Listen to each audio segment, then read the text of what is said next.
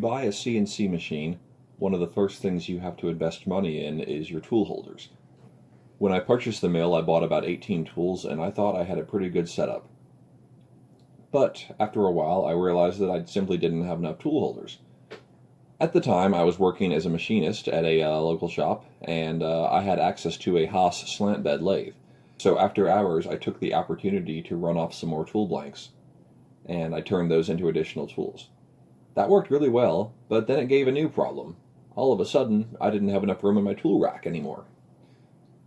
And things were a bit of a mess.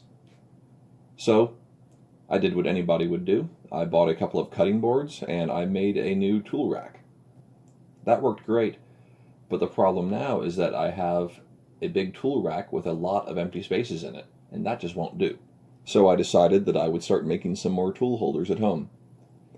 At first, I tried to make them on my 7x14 mini lathe, which I have converted to CNC. This unfortunately did not work out. Even with the upgrades I've done, the mini lathe simply does not have the power to reliably turn steel in this size. So, I went with another solution, something I had used before, which is using the spindle of my vertical mill as a CNC lathe. Although I've done vertical lathe work on the mill before, I've never done anything quite at this scale.